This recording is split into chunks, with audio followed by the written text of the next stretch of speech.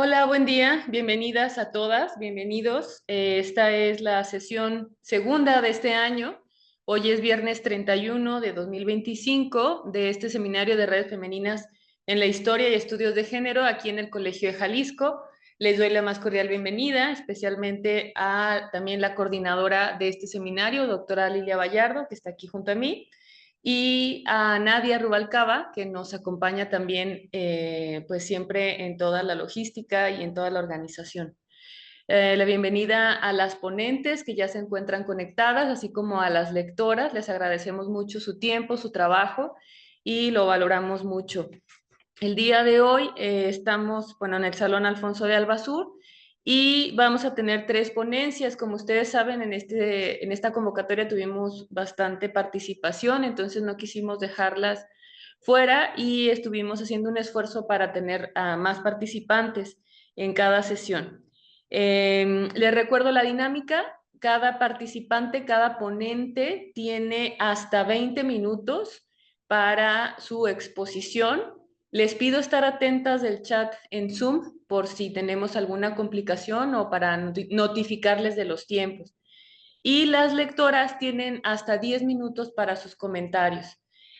Así pues podemos tener tiempo para preguntas y comentarios si hubiera de las redes sociales de las que nos están escuchando y viendo a través de nuestra página de Facebook. Les recuerdo entonces que este evento está siendo grabado y pueden seguirnos en nuestra página de Facebook, Seminario de Redes Femeninas en la Historia y Estudios de Género, y en nuestra cuenta en Instagram como @redesfemeninas_coljal. También pueden escuchar nuestro podcast en Spotify como Hilanderas de lo Social. Eh, bueno, sin más, voy a pasar a presentar a la primera ponente, que es la licenciada Andrea Guadalupe Pérez Juárez.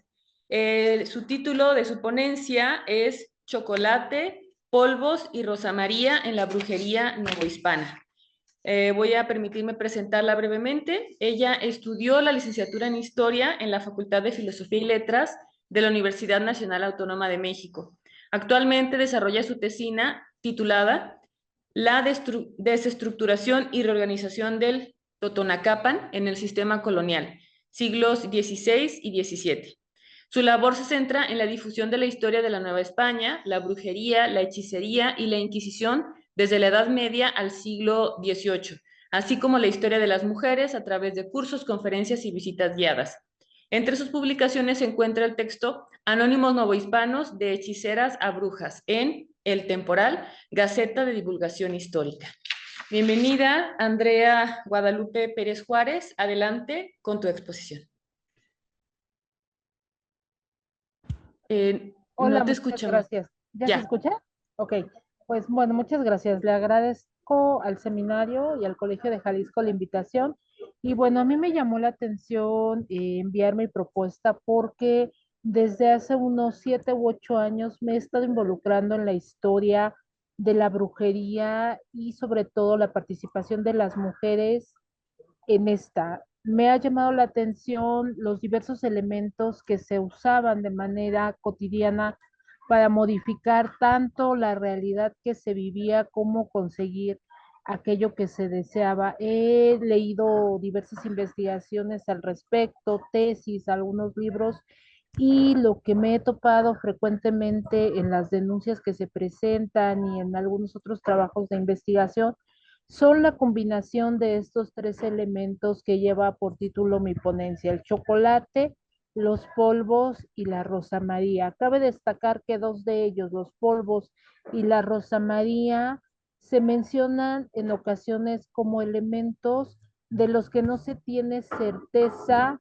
de lo que son. Por una parte, los polvos pueden definirse como preparados que se hacen a partir de moler diversos elementos que van desde partes del cuerpo del ser humano como huesos o uñas hasta partes de plantas y de diversos animales. Entonces, en las denuncias a veces encontramos los polvos mencionados con alguna coloración, como verdes, polvos rojos o amarillos, muy probablemente por los elementos que se usan para hacerlos, pero en ocasiones no se nos dice de qué están preparados o cuál es el origen, además de ser elementos perecederos. Ninguno de estos, o en muy pocas ocasiones, se pudieron recolectar como evidencia en los casos mencionados. Solo conocemos de su existencia a partir de las declaraciones de testigos y de las propias inculpadas.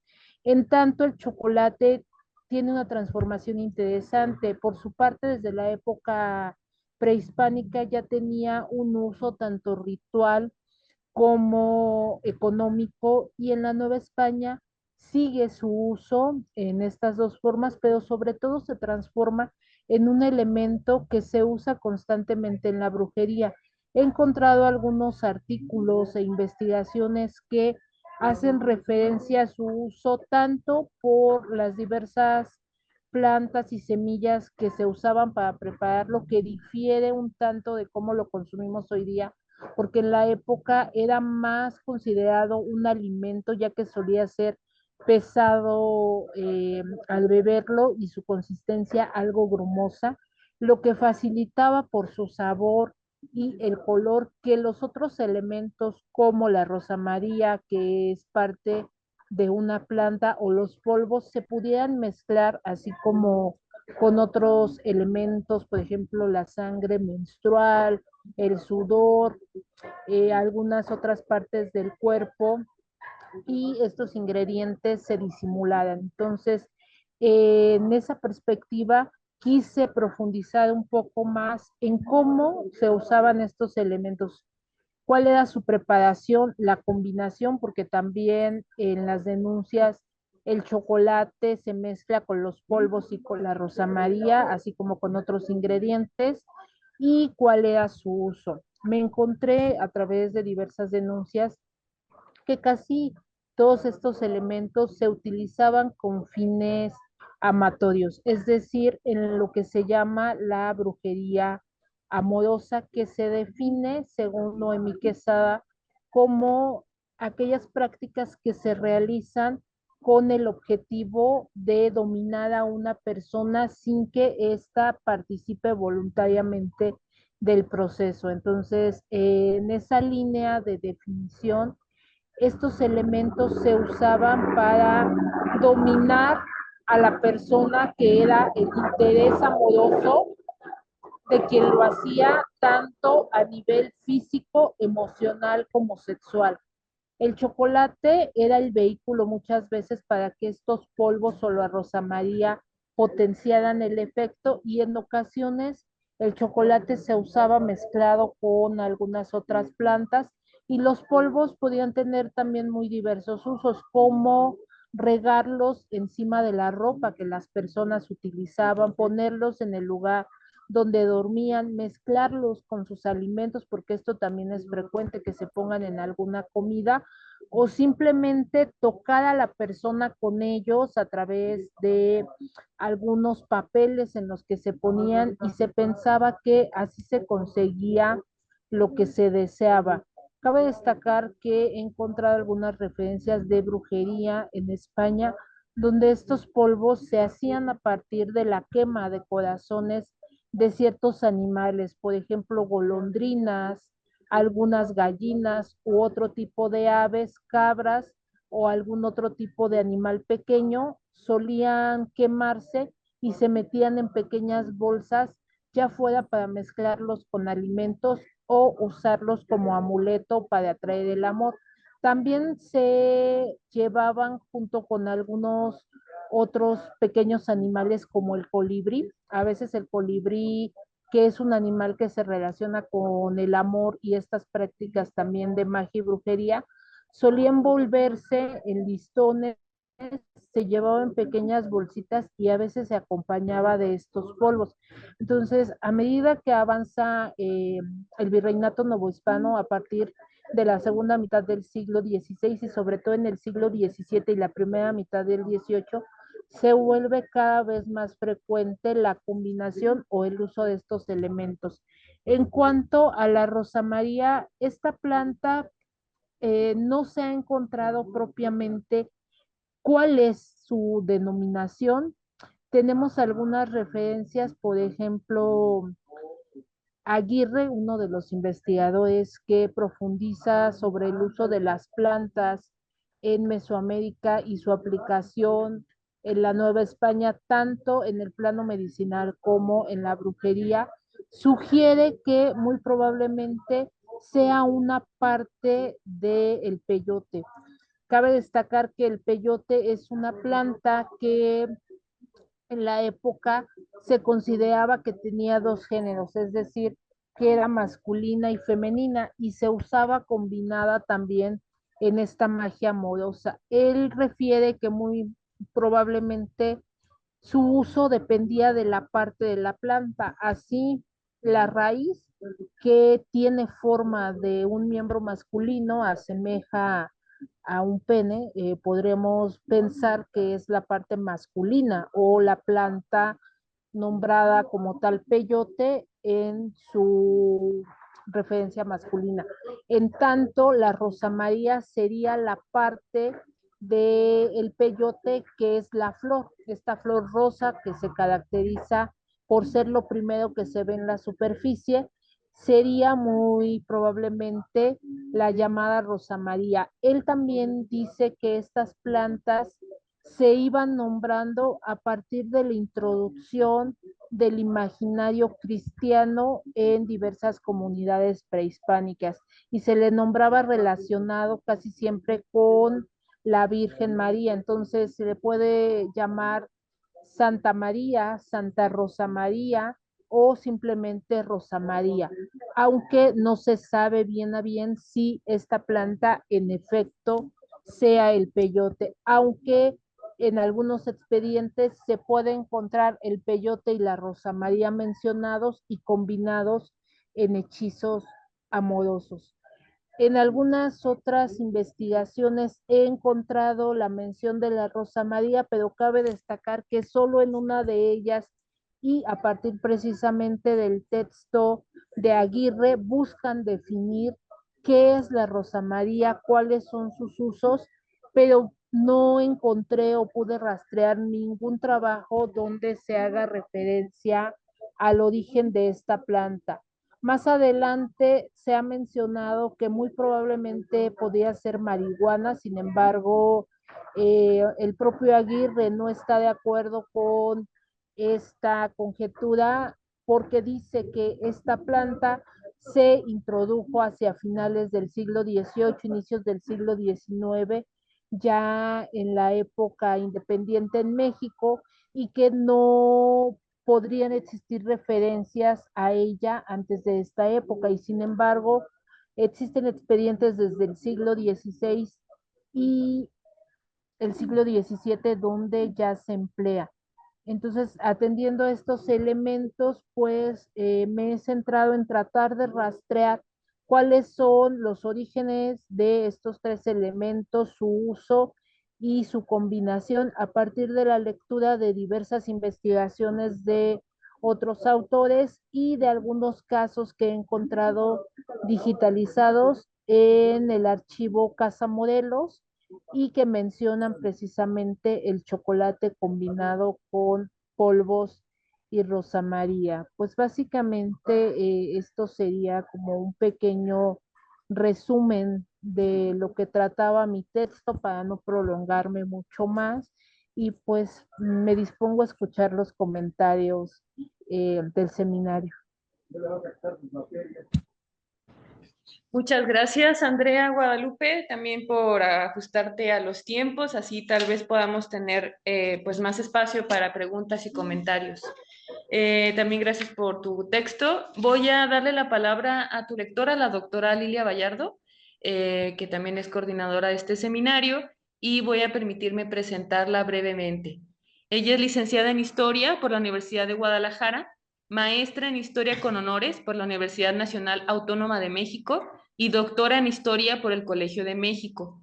Cuenta con diversas publicaciones, entre las más recientes se cuentan de autoría individual el libro titulado Entre el lujo, el deseo y la necesidad, Historia del gasto familiar y del consumo moderno en la Ciudad de México, 1907-1970, una coedición del Colegio de Jalisco y el Colegio de México, de 2018.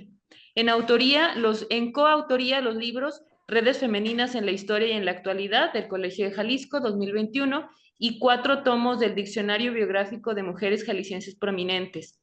Fue miembro del Colegio Internacional de Graduados Entre Espacios, Berlín, Ciudad de México. Actualmente es profesora investigadora en el Colegio de Jalisco, donde coordina la maestría en Estudios Sociales y Humanos. Es fundadora y coordinadora del Seminario de Redes Femeninas en la Historia y Estudios de Género, que estamos teniendo en el Colegio de Jalisco, y pertenece al Sistema Nacional de Investigadores SNI nivel 1. Adelante y gracias, Lilia. Gracias a ti, Hilda. Bueno, mucho gusto, Andrea Guadalupe, y bueno, pues voy a leer. No me quedaba claro si tu texto era parte de tu tesis. Ahorita por tu semblanza ya me quedó claro que tú te dedicas a la difusión y divulgación de la historia novohispana. Entonces, bueno, mis comentarios a lo mejor serían en el sentido de si tú en algún momento quisieras profundizar un poco más en esta investigación. Bueno, primeramente deseo agradecer a Andrea Guadalupe por su texto e interés de participar en el Seminario de Redes Femeninas en la Historia y Estudios de Género. El tema trabajado en él es apasionante y despierta mucho interés, pero también el morbo. Por ello tiene ante sí varios retos. Por un lado, plantearse preguntas originales de un tema que ya ha sido trabajado. De hecho, recuerdo el año pasado tuvimos una ponencia también del tema de la brujería en la Nueva España. Digo, por mencionar solo un ejemplo, ¿no? Pero además presentar resultados que abonen al conocimiento histórico y no solamente a la curiosidad o a la morbosidad, mejor dicho. Estoy segura de que Andrea Guadalupe saldrá adelante en ese reto, de modo que las siguientes consideraciones pretenden ayudarla en ese sentido. Sería bueno que en tu introducción aclararas el tipo de investigaciones en las que te basaste, que las describieras de forma general, decir si se trata de tesis, bueno, acá ya lo mencionaste un poco más, de qué grado, de qué disciplina, son libros publicados, qué aportan a tus intereses, qué aportarás. También te sugiero incorporar más fuentes de primera mano o incorporar fuentes de primera mano. Considero que los expedientes de la Inquisición te serían de gran ayuda y seguramente otros documentos y objetos generados por la Iglesia Católica. Se me ocurren sermones. También es muy importante que delimites temporalmente tu trabajo, pues como sabes, el periodo novohispano abarcó 3 siglos. De tal forma, si retomas algunos años nada más, podrías problematizar y relacionar de manera más concienzuda los fenómenos de la hechicería y brujería con el contexto histórico, posiblemente con periodos de crisis. Es decir, podrías plantearte preguntas del tipo: ¿se relacionó el incremento de actos de brujería con periodos de crisis social o demográfica? ¿Por qué? Te sugiero dividir tu texto en apartados que le den orden y coherencia de entrada, introducción, desarrollo, conclusiones. De acuerdo a la información que presentas, el desarrollo del texto podría dividirse en al menos 3 apartados: antecedentes, descripción de las sustancias, sus usos. También, bueno, pues te invito a incluir más citas textuales. Bueno, si no, podrías incluir en plagio, es decir, de repente falta pues ver de qué fuente estás sacando pues tu información. La investigación podría llegar a aportar en los siguientes campos: historia de las emociones, historia del cuerpo y de las enfermedades, de la ciencia y de los saberes no reconocidos. En ese sentido, te invitaría a ahondar en la reflexión de la forma en que estas mujeres fueron juzgadas por ser desafiantes al poder y saberes reconocidos. También por desafiar los roles de género. En la página 11 mencionas un caso donde pareciera que la falta de la mujer en cuestión era tratar a su marido como criado, no tanto el uso de sustancias, ¿no? También se puede reflexionar más en la interseccionalidad. Algunas de tus conclusiones hay que desarrollarlas más en el texto. en el texto principal, por ejemplo, donde relacionas el peyote con el sincretismo religioso. También me preguntaba si el cacao era solo para el consumo de la nobleza, ¿por qué se vendía en mercados? Por ahí lo mencionas en tu texto. Finalmente, sugiero a la autora dar una revisión exhaustiva del texto en cuestiones ortográficas, de citas textuales, unificar fuentes, poner número de páginas, etcétera. Bueno, este es un valioso consejo que me dio una maestra cuando cursé mi maestría allá en la UNAM. Antes de entregar un texto, pues nos recomendaba leerlo en voz alta, ¿no? Y bueno, pues esos serían mis comentarios. Espero que sean de utilidad. Gracias. Muchas gracias, doctora Lilia. Tenemos algunos minutitos si quisiera responder de manera ahorita a los comentarios o quieres que pasemos creo que No, todavía no hay comentarios en redes. ok, no, pues muchas gracias. Al contrario, digo, es la segunda vez que presento algo de brujería abiertamente y sobre todo estos temas. Y bueno, sí, sí sé que faltó más trabajo en el texto. Realmente, pues lo hice con algunas de las cosas que tengo como en notas individuales y algunas cosas más que he hecho.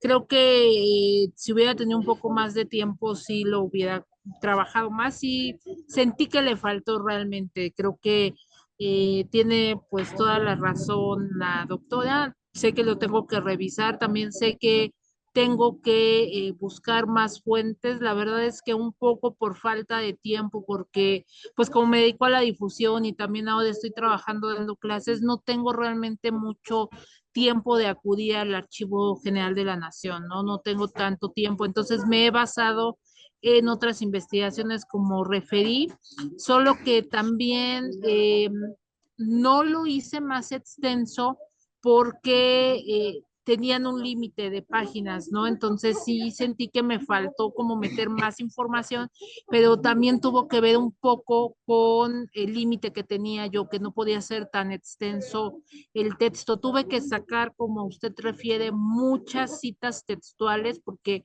tengo los casos, los expedientes que están digitalizados, pues los tengo ya bajados, tengo referencias del uso del chocolate, los polvos, las declaraciones, entonces eso es como del lado de las fuentes de primera mano, sí tengo, pero creí que ya podría ser muy excesivo meter citas, ¿no? Porque sí me complicaba un poco. Además de lo que más tengo información es del chocolate, tengo algunos artículos que lo han trabajado, pero sí sentí que me iba a extender mucho y iba a sobrepasar mucho el límite, por eso no lo hice y bueno, sí soy muy consciente que la redacción pues aún sí me falta mucho como para presentar en un trabajo un poco más académico, insisto, que empecé a presentar resultados, este es mi tercer año, he participado en 2 coloquios de Inquisición con estos temas y también en lo que usted refiere de motivaciones, emociones, sí lo tengo identificado y también tengo identificados los castigos, porque en la mayoría de los casos que he consultado, casi todos tienen conclusión, entonces eso permite saber también quiénes eran las mujeres. En cuanto al periodo, me llama la atención que pues sí son los 3 siglos en los que hay casos, pero sobre todo son 17 y 18. Y lo que me problematiza un poco es que los casos están ubicados en diferentes áreas de la Nueva España, o sea, no es como que tenga yo una zona determinada y un periodo determinado, ¿no? Varían mucho en tiempo y también en espacios, los que he podido encontrar donde se refieren estos elementos. Entonces, yo creo que ahí sí sería más una generalidad y ver cómo más bien las motivaciones, los sentimientos que involucraban a estas mujeres, pero casi la mayoría son por control sobre la persona amada y he encontrado algunos casos donde las mujeres usan el chocolate para vengarse de los hombres que les han hecho algún daño o con los que han tenido una relación o para enfermarlos. Esa también es otra variante. Entonces, muchas de las cosas que mencionó sí las tengo presentes y claras, solamente que ya no quise como ponerlo porque, insisto, era como más extenso, pero tengo mucha información, realmente han sido cosas que he trabajado. Ahora también se me ha ocurrido trabajarlo como a nivel más pequeño, ¿no? O sea, hacer como una ponencia solo de chocolate, hacer una ponencia solo de Rosa María o solo de polvos y después combinados, ¿no? Como ir delimitando, porque creo que también los elementos son muchos y puede llegar a ser bastante exhaustivo el presentar tanta información. Entonces, le agradezco mucho la lectura y las sugerencias, las voy a tomar muy en cuenta y espero más adelante tener la oportunidad de volver a participar con ustedes ya con un texto corregido, incluyendo las recomendaciones que usted me ha dicho y un poco más delimitado en cuanto a uno solo de los elementos o solo dos para poner atención en todo lo que usted me ha mencionado. Muchas gracias. No, gracias a ti. Gracias, Andrea. Sí, pues aquí la convocatoria sale normalmente entre septiembre y octubre del año, de este año para calendarizar al siguiente año, ¿verdad? Entonces, pues muchas gracias. Esperamos que siga siendo de utilidad pues lo que te comentó la doctora Lilia Vallardo y pues las sesiones también en adelante. Hay otro tema de brujería, me parece, para el siguiente mes. Entonces, como estar al pendiente del programa, ahí está ya el programa completo publicado en la página del Colegio de Jalisco y pues también a lo mejor es bueno escuchar a las colegas, ¿verdad? En otros temas similares. Muchas gracias, Andrea Guadalupe Pérez, por conectarte y por tu presentación. Entonces, voy a dar paso a la siguiente ponente, si estamos con buen tiempo, afortunadamente. El título es Las genealogías feministas como resistencia comunitaria a la figura de la otredad feminizada, por parte de la maestra Daniela León Gutiérrez, a quien me voy a permitir presentarla de manera breve. Ella es profesora de asignatura en el Colegio de Estudios Latinoamericanos y de Filosofía en la Facultad de Filosofía y Letras de la UNAM. Ha impartido cursos en el programa de estudios integrales en Centro. Su tesis de maestría, titulada Lo femenino como otro, una lectura de la recherche a partir de Simone de Beauvoir, recibió los premios Ángela Sierra, La hermenéutica cambia el mundo, UNED Ercritia, Norman Sverdlin de la Facultad de Filosofía y Letras y Premio Nacional de Tesis en Filosofía. Líneas de investigación, feminismo, estudios de género, estética y ética. Publicó los siguientes artículos de difusión en la revista Filosofía Co., Resistencias feministas como respuestas a un mundo complejo y el artículo Historias de lucha contra la violencia de género, publicado en el portal de dicha revista. Sus últimos artículos académicos son Las genealogías del cuidado en fruto de Daniela Rea en Cuadernos de Filosofía Feminista Contemporánea para subvertir el presente, publicación en curso, y La injerencia del mito de lo femenino en la producción de las mujeres como otredad cultural y de género en el segundo sexo en revista Protrepsis, número 21. Le recordamos, maestra Daniela León, que tiene hasta 20 minutos para su exposición y posteriormente su lectora. Adelante. Claro, muchas gracias. Bueno, antes de pasar a la lectura de mi ponencia, voy a dar un breve contexto, ¿no? Lo que voy a presentar es sobre todo de la parte teórica de mi investigación del doctorado y lo que faltó que incluyera en esta ponencia fue cómo lo aplico. Así, muy sencillo, muy breve, estoy estudiando el problema de la representación de las mujeres y me centro sobre todo en las genealogías, ¿no? Entendiéndolas como operaciones políticas y narrativas que permiten que las mujeres nos representemos y seamos representadas de otras maneras, ¿no? Que rebasen los mecanismos patriarcales. En la tesis yo reviso algunos casos, ¿no? Sobre todo de feministas del siglo pasado para acá, más contemporáneo. Reviso, por ejemplo, escritos autobiográficos o testimoniales. Entre otros están las escrituras autobiográficas de Audre Lorde, el texto Sami, una biomitografía. También reviso El invencible verano de Liliana, de Cristina Rivera Garza, y Fruto, de Daniela Rea. Y bueno, ya pasando por esa pequeña aclaración, procedo a leer mi ponencia. Bueno, la ponencia la titulé Las genealogías feministas como resistencia comunitaria a la figura de la otredad feminizada.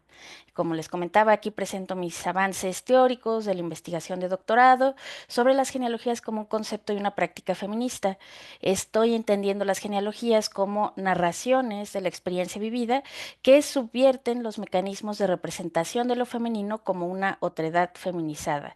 Ahorita voy a explicar a qué me refiero y cómo en ese sentido las genealogías son herramientas de resistencia comunitaria. Sostengo que las genealogías en esta tradición feminista son prácticas narrativas que van a posibilitar formas de aparecer y de ser representadas para las mujeres que logren conservar dos dimensiones, la singularidad de la experiencia vivida individual y también que logran potenciar la representación de un punto de vista colectivo y sistémico. Y que estas dos dimensiones, lo individual y lo político colectivo, contribuyen a formar una conciencia y subjetividad feminista, ¿no? Por eso digo que es una herramienta comunitaria.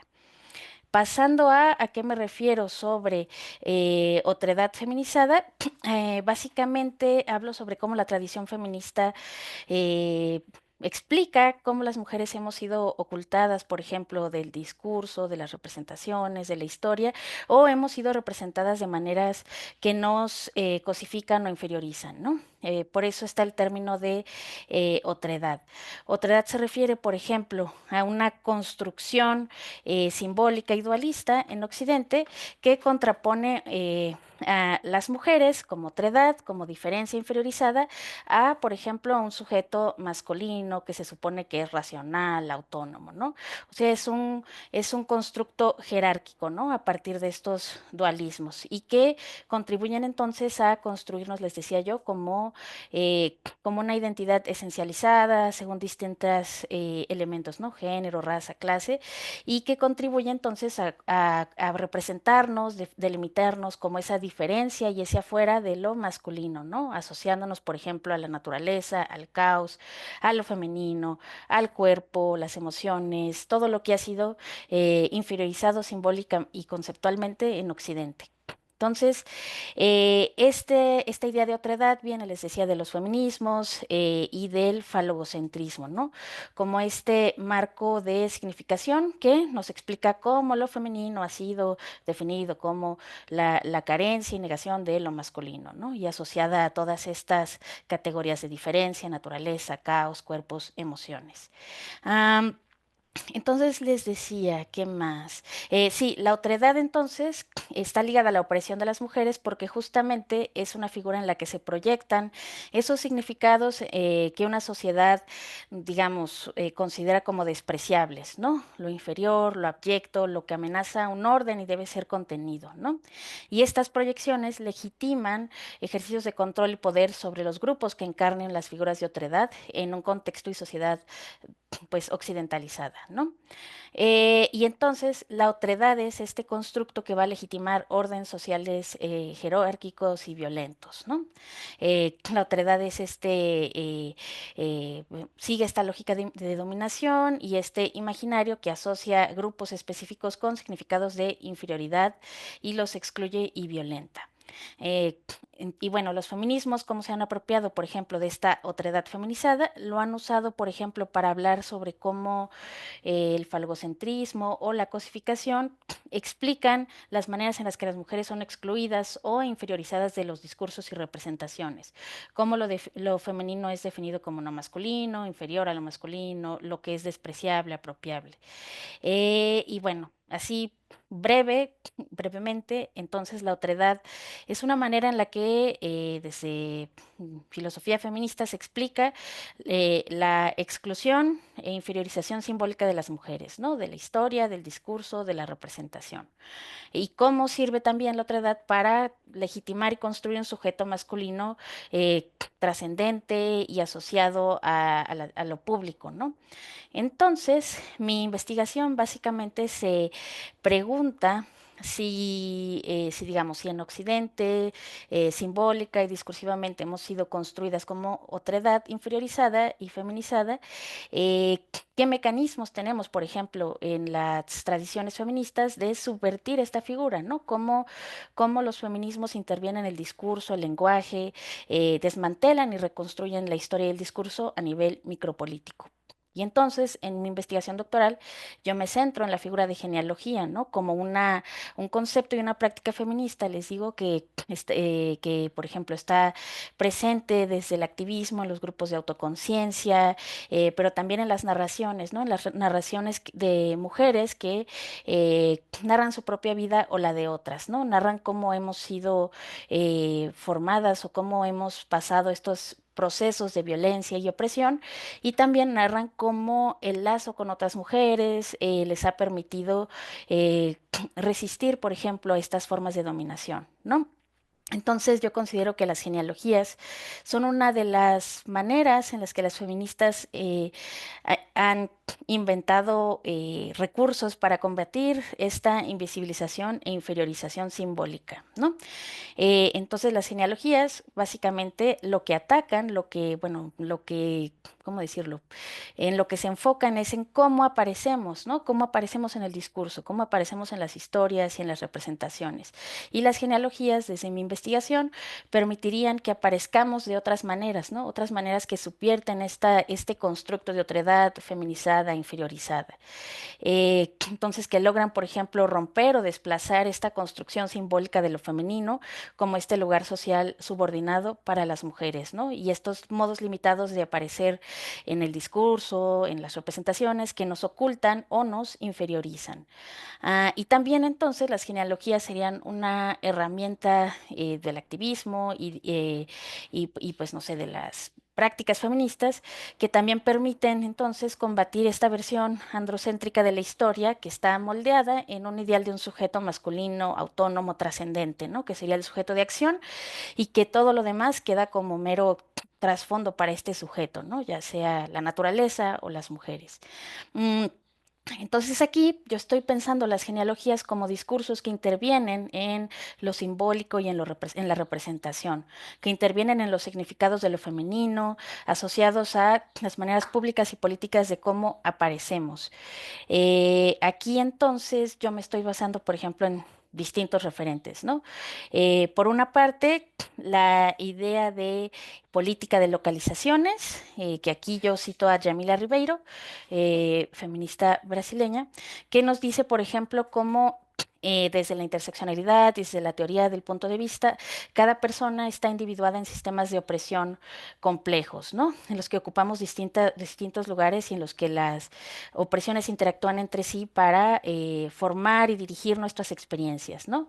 Y digamos, desde esta idea del punto de vista, de la interseccionalidad y de las opresiones múltiples, las genealogías tienen esta potencia descriptiva y narrativa, ¿no? Por ejemplo, la narración de mi propia historia puede ser narrar mi historia a la luz de la clave de cómo he vivido esas opresiones, ¿no? Cómo he sido afectada por los sistemas de opresión de género, de raza, clase, etcétera, ¿no?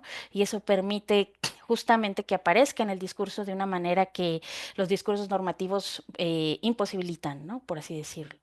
Entonces aquí nos podemos preguntar, digamos, qué significa para mujeres situadas vivir la experiencia de opresiones múltiples, tanto como sujetas de dominación y como sujetas en resistencia, ¿no? Y qué metodologías y recursos podemos adoptar para no reproducir esencialismos. Bueno, entonces aquí yo retomo la genealogía, sí, como esta herramienta para narrar mi propia vida, ¿no? Hacer mi genealogía conlleva afirmar un lazo comunitario, un compromiso ético-político, y es un ejercicio de reescritura y un acto narrativo. La genealogía, en este sentido más político y narrativo, nos remite a construir lazos que nos unen a las otras, ¿no? Que en el discurso y la representación también aparezcan esos lazos de alianza y resistencia colectiva.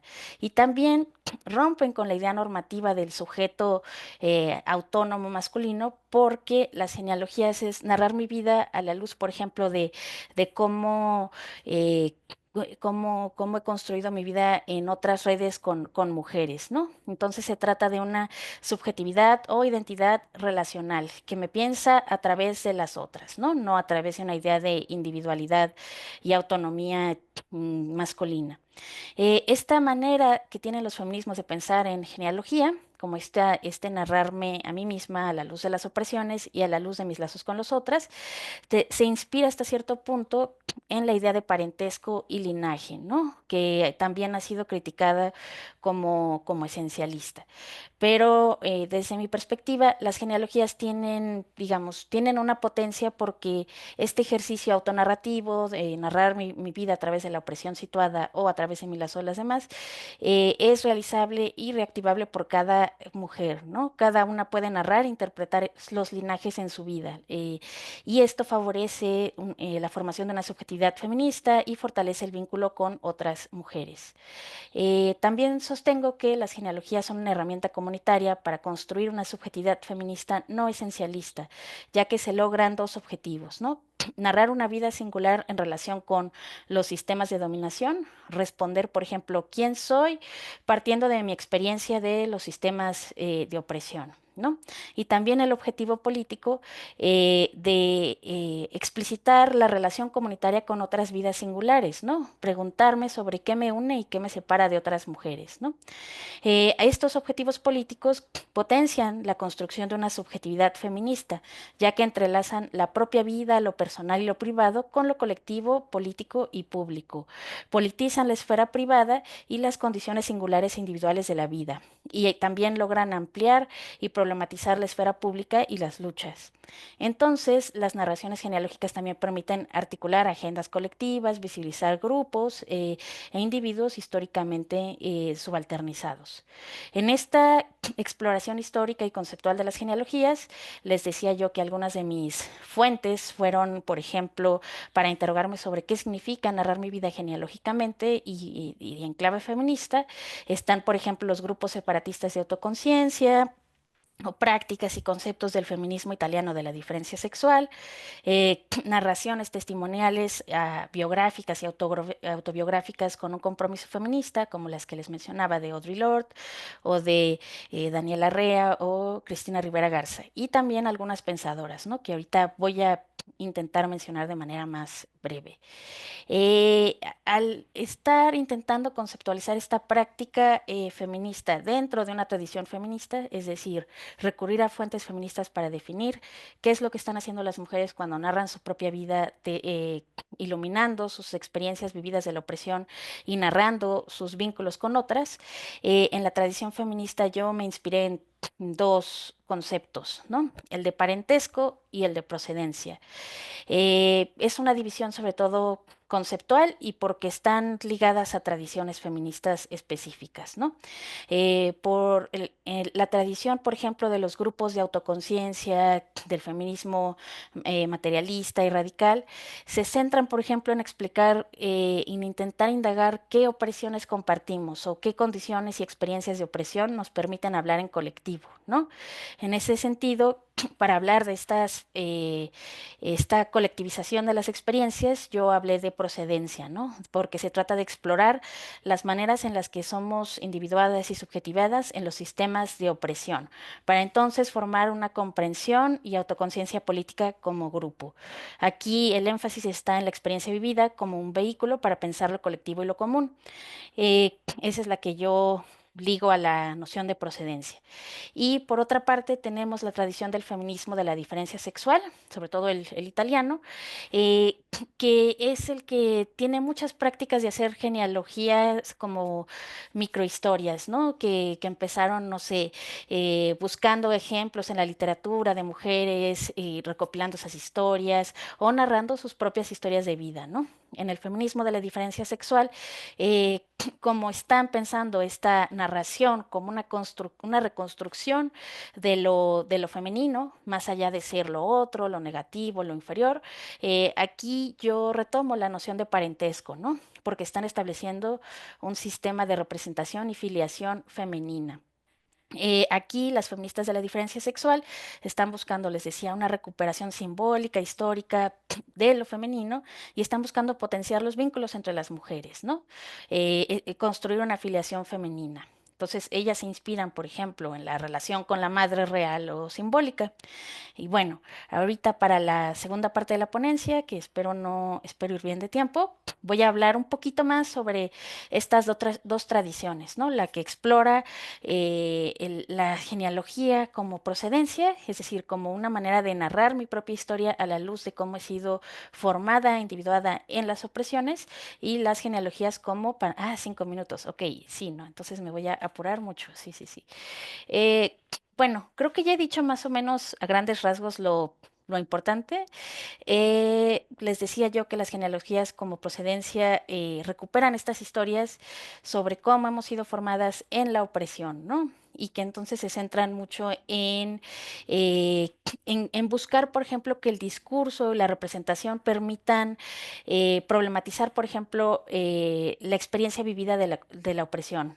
Problematizar el género, hacer que aparezcamos, por ejemplo, como seres generizados y formados en el género, y que eso nos lleve a una conciencia de cómo funcionan las opresiones y también a una autoconciencia, ¿no? De qué significa que yo, por ejemplo, como, no sé, mujer racializada de cierta clase en cierto contexto, haya sido subjetivada en estas formas de opresión.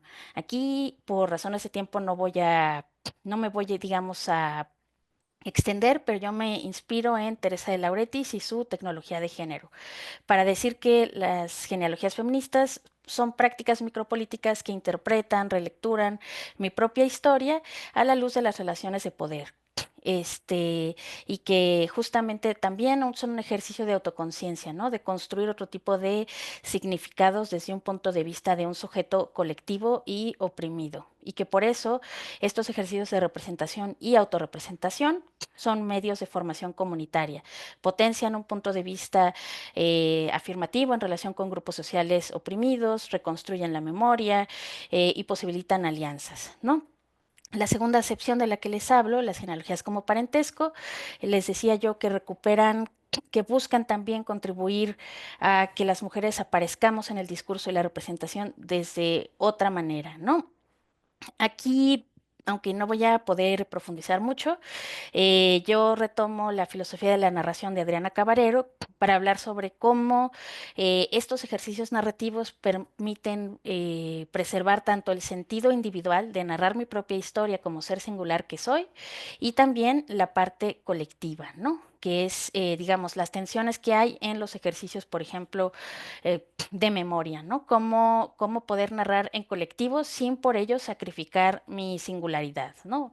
Entonces, estos temas los pude tratar a partir de Adriana Cabarero, ¿no? Que nos dice que las narraciones nos permiten justamente exponer un yo, ¿no? Exponer un yo en su experiencia sin necesariamente definirlo como lo haría, por ejemplo, no sé, un relato más conceptual. Y ya para terminar, aquí voy a retomar un ejemplo del que habla Cabarero, del feminismo italiano de la diferencia, porque me parece un ejercicio genealógico muy interesante y muy clásico en los feminismos, ¿no? Una relación de amistad narrativa entre dos mujeres que formaban parte de estos grupos feministas en los 70 en Italia, ¿no? Amalia y Emilia. Son dos mujeres que frecuentaban la escuela nocturna de Milán, que buscaban, no sé, formarse para justamente potenciar otros modos de existencia, ¿no? En sus vidas singulares. Y justamente la amistad que tenían ellas ellas era que cuando intentaban, por ejemplo, una de ellas era muy buena narradora, ¿no? Y escribió su propia vida y se la contó a la otra, y la otra se conmovió y lloraba, ¿no? De escucharla porque ella quería narrarse a sí misma, pero como que no tenía esa capacidad y elocuencia, no sé. Entonces, lo que hizo Amalia para Emilia fue escribirle su propia historia, ¿no? Así ya terminando, tenemos esta referencia de Amalia. Una vez le escribí la historia de su vida vivida porque para entonces ya me la sabía de memoria y ella la llevaba siempre en el bolso y la releía muy conmovida. Cabarero nos dice, este regalo de la historia que liga los pensamientos y salva del dejarse ir es una figura exquisita de la revolución simbólica, la representación de una misma y mis semejantes en relación con el mundo. Es fundamental y ocupa el primer lugar en la lucha de las mujeres. Entonces, bueno, este es un ejemplo sobre cómo la narración de la propia vida y de la vida de las otras permite que aparezcamos en el discurso y la representación tanto en nuestra singularidad e individualidad como también una existencia colectiva y como grupo, ¿no? Y bueno, hasta aquí le dejo y gracias. Sé que dejé, seguramente hay muchas omisiones y espero los comentarios. Muchas gracias. Muchas gracias, Daniela León. Muy interesante el tema y seguramente pues también la lectura de la maestra Alejandra Díaz, a quien me voy a permitir presentar. La maestra Alejandra Carolina Díaz Gutiérrez estudia el doctorado en estudios hispanoamericanos de la Universidad Burdeos Montaigne. Gracias a una beca del Consejo Nacional, bueno, ahora ya es Secretaría, ¿verdad? Nacional de Humanidades, Ciencias y Tecnología. Pertenece al Centro de Investigación CHISPA, Culturas Hispánicas e Hispanoamericanas del Laboratorio Ameriver. Es cofundadora del Seminario de Redes Femeninas y Estudios de Género en el Colegio de Jalisco y coautora del tomo 3 del Diccionario Biográfico de Mujeres Jaliscienses Prominentes. Ha publicado Lola Vidrio al encuentro de su propia voz, biografía a través del prisma, por la Universidad de Guadalajara, institución de la cual es egresada. Muchas gracias, Alejandra, por permitir, por pues aceptarnos leer esta ponencia y pues tienes 10 minutos para tus comentarios. Adelante. Y bueno, muchas gracias a ustedes y a Daniela por la confianza de enviar su texto, de compartirlo. Quiero decir que me parece que su ponencia, la ponencia de Daniela León, las genealogías feministas como resistencia comunitaria a la figura de la otredad feminizada, repito el título, está muy bien escrita y articulada, ¿no? Ella habla del deseo de narrar, nos habló de la elocuencia y veo que, bueno, por la formación y también por una habilidad que ella tiene, lo hace de manera muy clara para exponer estos conceptos, estas abstracciones también e intentar aterrizarlas en cuestiones más concretas y situadas. Quiero decir también que coincido plenamente con la autora en que las genealogías feministas son fundamentales como un ejercicio de autorrepresentación y de resistencia, en el que se reconoce la importancia de contar nuestras propias historias desde una conciencia crítica de los sistemas de opresión que nos atraviesan y que la narración de un yo que se construye y se representa en relación con acontecimientos, afectos y significados asociados a las estructuras de dominación, lo digo, lo reitero, es un acto profundo de resistencia, como ella nos lo dice, y ella lo recupera en un presente, en realidad, me parece, aunque sean los años 70, aunque ya se hable de más de 50 años, ¿no? Alrededor de 50 años, es en realidad una época muy reciente a la que se remonta si pensamos, por ejemplo, en la ponencia anterior, ¿no? Que se hablaba pues de la Nueva España o de siglos pasados. Bueno, es interesante cómo la autora articula las diferentes vías sobre los principios de procedencia y de parentesco, sobre el que nos habló también, nos acaba de hablar, y a partir del feminismo materialista por un lado y del feminismo de la diferencia por el otro, pero ambos con esta raíz italiana. A través de estas dos perspectivas, intenta abrir un diálogo entre ambas corrientes, comprendiendo y reconociendo las aportaciones de cada una, para encontrar puntos de encuentro que permitan una visión más amplia y compleja de las genealogías feministas. Este enfoque permite abordar de manera rica y multidimensional los procesos de construcción de identidad y de resistencia en los contextos de opresión, ¿no? Y en esta parte me parece relevante la referencia que hace Adriana Cabarero y a Simone de Beauvoir, quienes nos invitan a pensar la narración autorreferenciada en el caso de Beauvoir como algo universal, ¿no? Como a partir de una se habla del nosotras, ¿no? Que es algo muy existencialista. Y bueno, en el caso de Cabarero, que no estoy segura de cuándo es el texto de Simone de Beauvoir que citas, pero aunque tal vez coincidan, bueno, el de Cabarero es de los años 90, finalmente son mujeres pues sí, situadas geográficamente distinto, aunque sea el norte global, aunque sea Europa, y pertenecientes a una generación distinta. Entonces, bueno, me parece muy interesante cómo habla de cómo en el caso de las mujeres, la narración no busca la inmortalidad o más bien del feminismo, no se busca esa promesa de inmortalidad de la que habíamos sido excluidas, sino que responde al deseo y la unidad del sí mismo, un deseo profundo de autoafirmación y de visibilidad. Bueno, una vez que he expuesto los puntos que me parecieron importantes, que refuerzo como esta coincidencia con ella, quisiera hacerle algunas preguntas. Sobre todo, bueno, ella ya nos ha aclarado que se trata de una síntesis de un trabajo y la revisión teórico-metodológica de este estado del arte que ella presenta de forma muy clara, como les digo, a pesar de que son temas muy extensos y muy, pues, abstractos, ¿no? Muchos conceptos que ella maneja y articula muy bien. Y mis preguntas tienen que ver, bueno, en primer lugar, con el concepto, ella lo menciona como confiamiento. Me parece que se trata del afidamento, ¿no? Que es este concepto que se adoptó, bueno, que en México, a través de un artículo, bueno, de la recepción del libro No creas tener derecho, de este libro de las mujeres de la librería de Milán, y también de un artículo me parece que es la revista FEM, sobre el afidamento, o de crítica feminista, no estoy segura ahora, pero donde se explica o se trata de explicar qué era el afidamento. Aún así, debo confesar que a mí no me parecía claro hasta que me lo explicó una italiana que me habló de que es un concepto del derecho que tiene que ver con la custodia y la adopción, ¿no? En ese sentido, confiamiento, no sé si aparece en la traducción o es algo que Daniela León aporta, porque me parece muy pertinente. Al principio leí confinamiento, pero después lo medité, lo volví a leer y lo medité.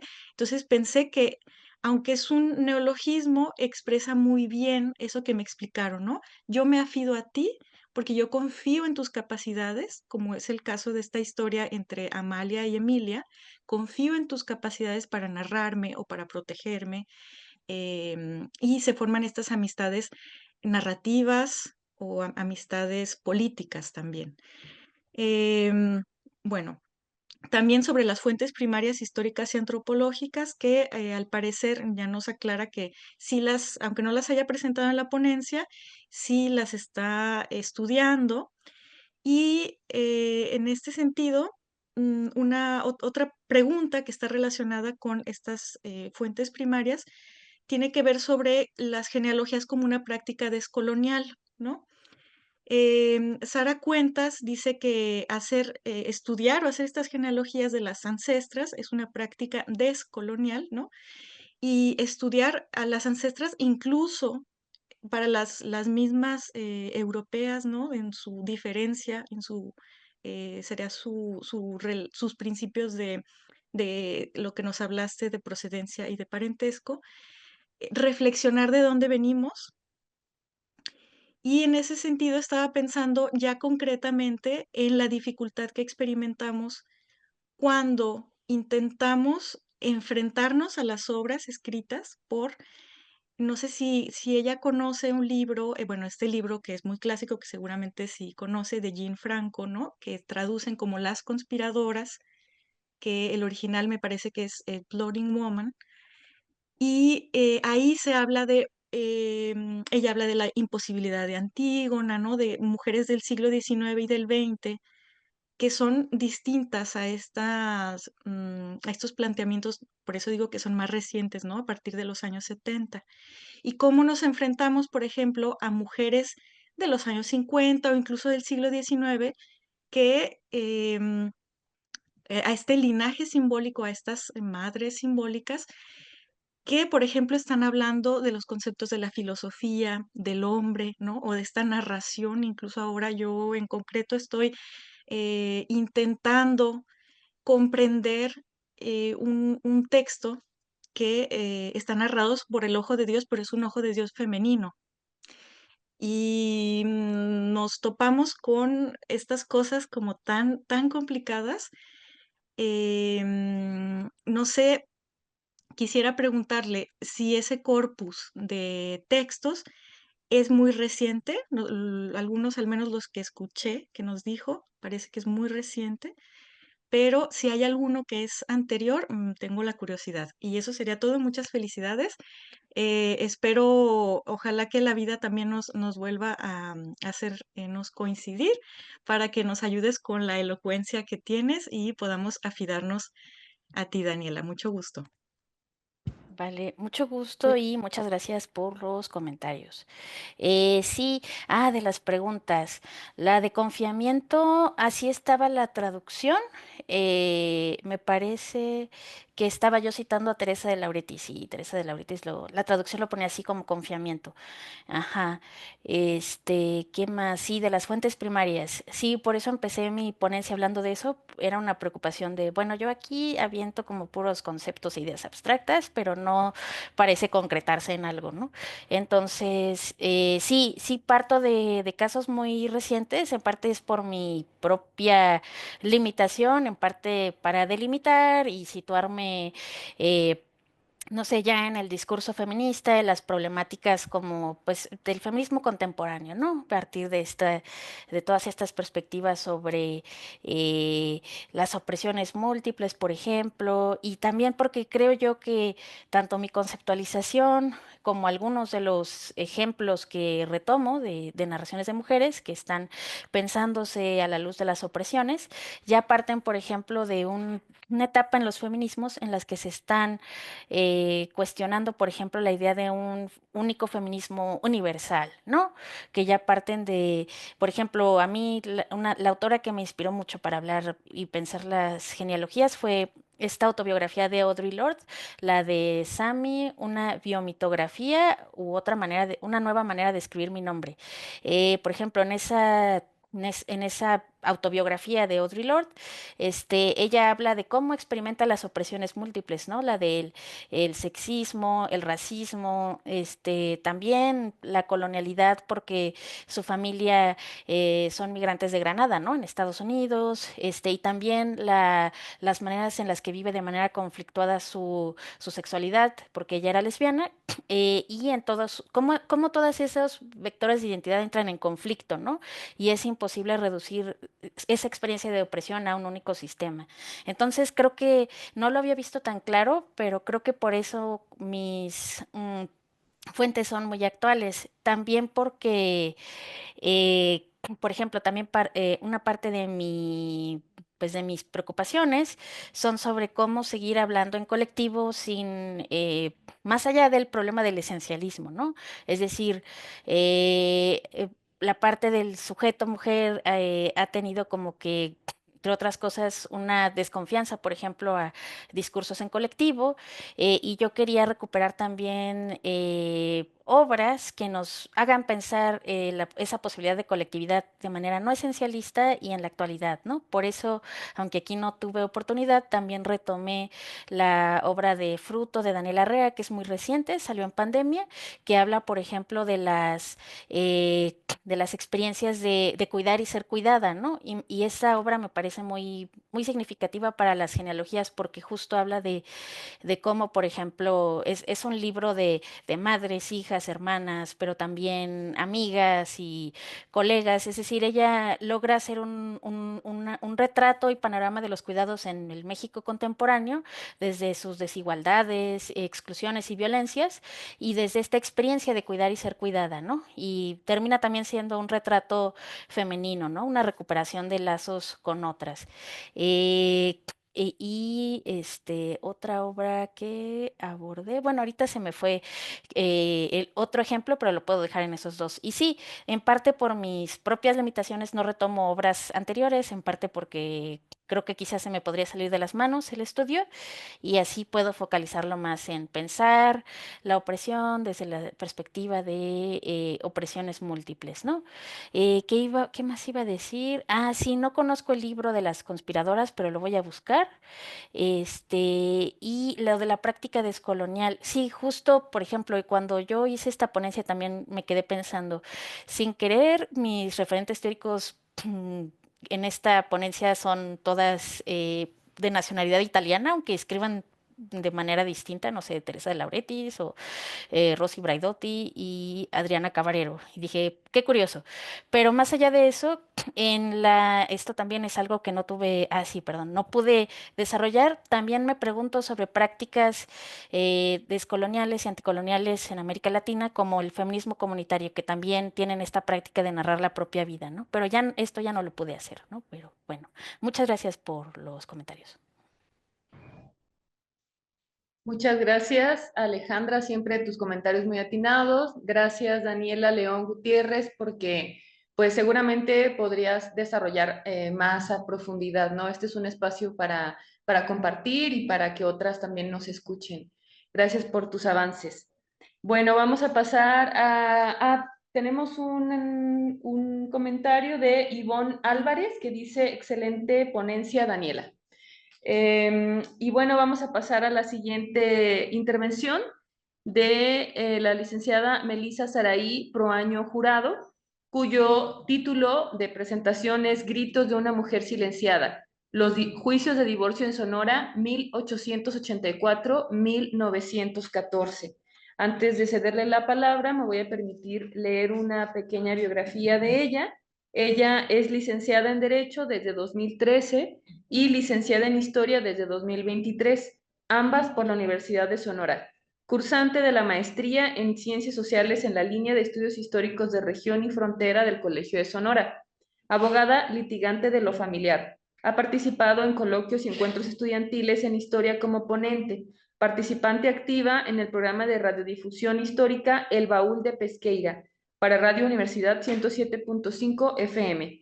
Sus temáticas de interés están relacionadas con la historia de la vida cotidiana, historia de las mujeres, familia, matrimonios, divorcio y religión. Actualmente se encuentra trabajando de tiempo completo con el proyecto Representaciones de Género en el Divorcio Civil en Sonora, 1884-1914, en el Colegio de Sonora. Recordamos, son 20 minutos para su presentación. Acá tenemos las diapositivas y conforme vaya avanzando, pues nada más nos avisa. Por favor, adelante.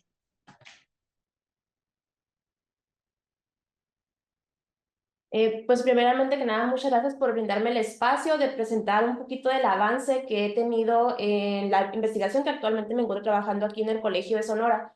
Esto que les voy a presentar es un poco de lo que trabajé en la licenciatura. Es una investigación que de la licenciatura me traje acá al colegio.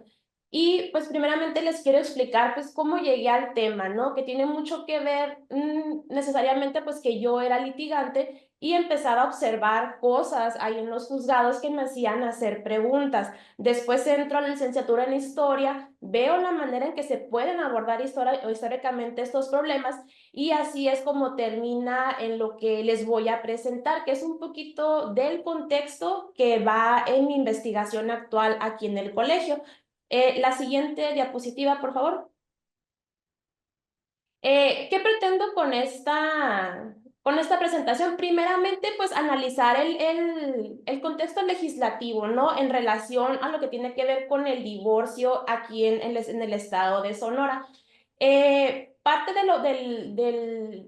la trama que hay es pues que debemos tener en cuenta que el divorcio que hoy conocemos hoy en día pues no tiene nada que ver con lo que se legislaba hace poco más de 100 años. Entonces, como les pongo en la diapositiva, pues primeramente el objetivo de la presentación es analizar cómo a través de la legislación pues se obliga a estos cónyuges a permanecer en situaciones incompatibles con una vida pacífica y digna, porque para este momento el contrato de matrimonio era lo principal, ¿no? Siguiente diapositiva.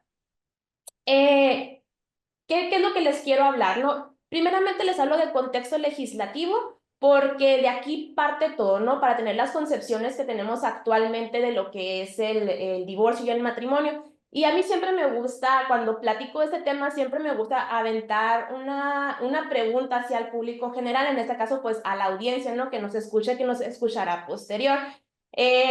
Cuando uno se casa, alguien se toma por lo menos el tiempo de analizar qué es lo que va a firmar en su acta de matrimonio. Pues bueno, yo les voy a platicar un poquito de qué era lo que pasaba, que sigue vigente hoy en día, pero qué era lo que pasaba con estas parejas hace 100 años. Primeramente, tenemos que tomar en cuenta pues que el matrimonio es un contrato, ¿no? Este contrato va a imponer derechos y obligaciones a los cónyuges y aparte, también hay este contexto histórico que es el siglo XIX, que había una lucha entre iglesia y Estado para poder regular lo que era el matrimonio. Siguiente diapositiva.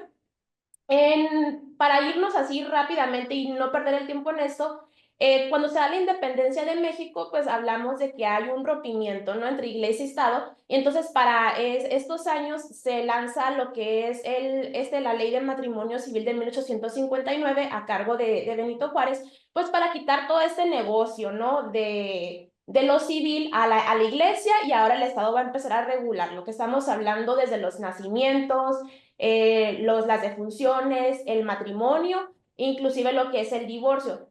Yo no vengo a hablarles en este momento de divorcio eclesiástico, yo vengo a hablarles de lo que es el divorcio civil.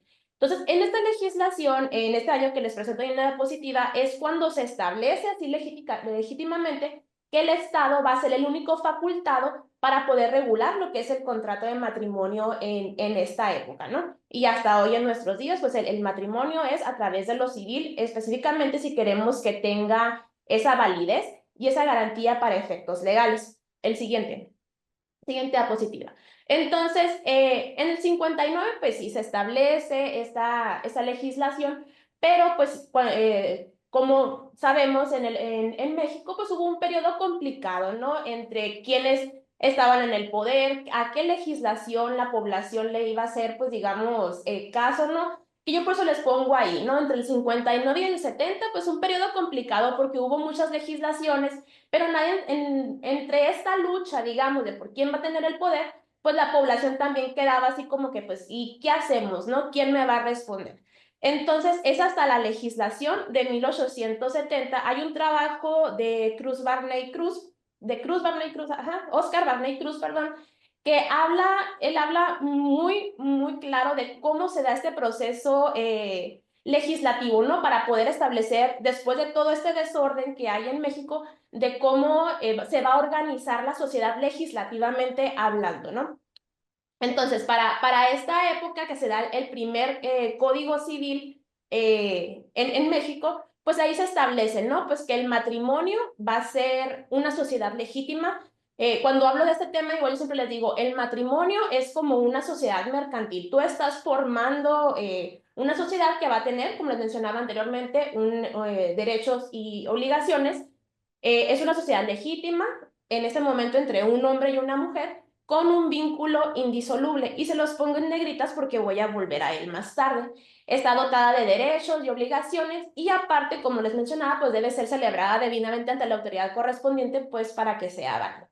La siguiente, por favor.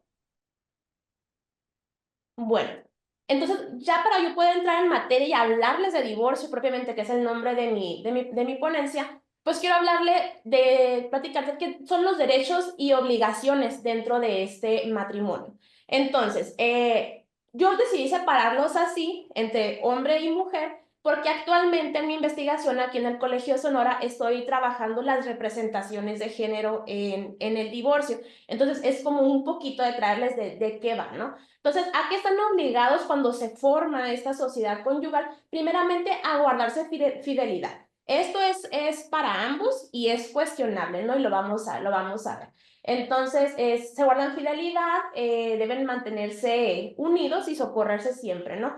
Entonces, ¿cuáles son estos derechos y, digamos, obligaciones dentro de esa sociedad conyugal para el marido? Pues primeramente que debe dar alimentos a su mujer, aunque esa no haya llevado bienes al matrimonio, él debe ver por ella. El marido también debe protegerla y aparte él va a ser el administrador legítimo de todos los bienes del matrimonio. ¿Y qué es lo que corresponde a la mujer también? Pues que de entrada ella debe vivir con el marido, debe obedecer al marido tanto en lo doméstico como en la educación, como en la administración de los bienes. Y aparte, la mujer que tiene bienes propios debe dar alimentos al marido cuando éste carece de aquellos o que se ha impedido para trabajar. Si se ven, aquí ya empezamos con un poquito de lo que son estas desigualdades de género dentro del matrimonio, ¿no? Y ya en la última, la mujer está obligada a seguir a su marido si éste lo exige donde quiera que establezca su residencia. Y aquí quiero hacer una puntuación. Esto se refiere básicamente porque hay otras investigaciones, inclusive en la misma legislación, que se le conoce como las dispensas matrimoniales, que prácticamente es decir, me casé por correspondencia, ¿no? Se otorgaban permisos para autorizar el matrimonio y quedaban casadas. Por eso mismo, esas mismas cláusulas establecen que, pues, que la mujer está obligada a vivir con el marido donde quiera que establezca el domicilio conyugal, pero si el marido dice, no hay problema, quédate ahí donde estás, también se puede hacer, ¿no? Siguiente. Otras de las derechos y obligaciones que tiene, pues, el marido, que esa es como que y llama más mi atención, ¿no? En mi actual investigación, que el marido va a ser el representante legítimo de su mujer.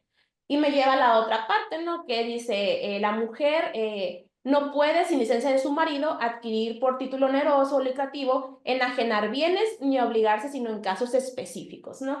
Y aparte, menciona que la mujer no necesita licencia para defenderse de pleitos con su marido. ¿Qué es lo que quiere decir aquí específicamente? Que el marido tiene el poder total en este momento ya dentro de la sociedad conyugal sobre la mujer, ¿no? Y ella no puede discutir nada ante él, a excepción que la mujer nada más quiere ir en contra de su marido, ¿no? Para este punto, aquí la misma legislación, ¿no? Históricamente nos dice que prácticamente el hombre podía rentar a su mujer para trabajar y poder cobrar lo que es la nómina, ¿no? Entonces, ¿qué es lo que yo les pongo ahí les marco con una estrellita primeramente? Pues hay una jerarquía de poder, ¿no? Que es lo que yo estoy trabajando actualmente aquí en el colegio. Esta jerarquía de poder primeramente pues que tiene el hombre, como queda explícito ahí, y aparte, pues, ¿cuál es la figura de la mujer ante este contrato de matrimonio? Porque para que se dé el divorcio, obviamente tiene que existir el matrimonio, pero ya hablamos que de origen ya hay una problemática. Entonces yo aquí les traigo primeramente como unas propuestas adicionales de investigación para quienes les interese este tema, pues que sí, obviamente queda explícito, o sea, la desigualdad de género, hay una jerarquía de poder, pero aparte hay una construcción social del matrimonio y sobre cómo debe funcionar este matrimonio, porque ya socialmente se establecen ciertas reglas, ¿no? Que yo estoy trabajando, como les digo, ahorita, a partir de la teoría de John Scott, cómo se supone que se espera que la sociedad funcione ya diciéndonos qué debe ser una mujer, qué debe ser un hombre, pero aparte ya en el matrimonio, pues cómo se espera que funcione tanto socialmente como legislativamente, porque la ley ya de entrada te está diciendo qué es lo que quiere que resulte de ese matrimonio. Una segunda línea, que queda igual abierta para quienes les interese el tema, pues hablamos de que a partir de esa rigidez normativa, pues va a crear primeramente conflictos por los bienes. Como les decía, la mujer ya no tiene, digamos, la potestad de sus propios bienes porque estos le van a pasar al marido por el simple hecho de haber entrado en esta sociedad conyugal. Va a haber también problemas por los hijos porque para este punto, en el siglo XIX, las mujeres no podían tener la propia patria potestad de sus hijos, ¿no? Va a generar inclusive lo que es conflictos por la economía familiar, va a generar esclavitud marital, que es un poco la evidencia que les voy a mostrar, y pues aparte, esta misma rigidez que te obliga el contrato de matrimonio, pues va a provocar lo que es una convivencia intolerable. La siguiente, por favor. Bueno, ¿qué pasaba con estas parejas que para ese momento debemos tomar en cuenta pues también que muchos eran como negocio, ¿no? Eran matrimonios arreglados, algunos por amor ya para la época. Entonces, ¿qué pasa cuando una vez ya unidos deciden que pues no quieren estar juntos? Solicitaron, por supuesto, ayuda en su momento a la iglesia, pero la iglesia decía que no, van con el Estado por ese nuevo ordenamiento civil y les dicen, no, pues resulta que pues tu contrato es indisoluble y va a ser con estas mismas creencias que vienen desde la iglesia, ¿no? Que es hasta que la muerte los separe. Entonces, muchos de los preceptos o esencias que tiene, digamos, el contrato de matrimonio civil vienen de la iglesia, porque así estaba nada más en ese momento, cuando se quiere secularizar el Estado, nada más hacen como un copiar, pegar de la legislación, que en realidad es ver quién va a tener el poder ahora de legislar al respecto.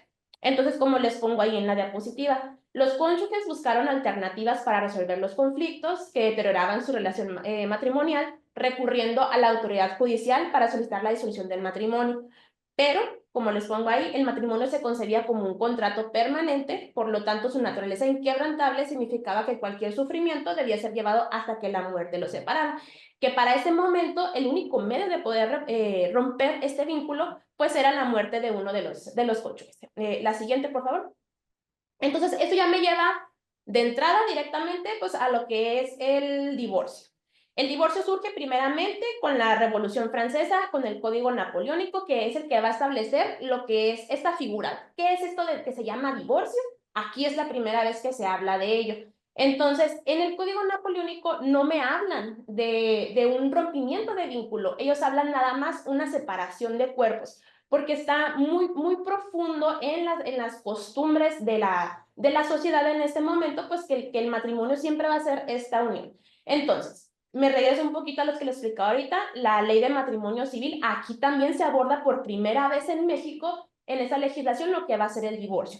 Pero aquí hay una aclaración, a diferencia del código francés, que va a ser el divorcio una suspensión clausular del matrimonio. Por eso yo les hablaba un poquito de los derechos y obligaciones del matrimonio, porque el divorcio para el siglo XIX va a ser eso, una suspensión clausular. No va a ser el divorcio como hoy lo conocemos, de que vamos, firmamos y felices los dos. No, absolutamente no. En el siglo XIX así es como era considerado el divorcio, una suspensión clausular.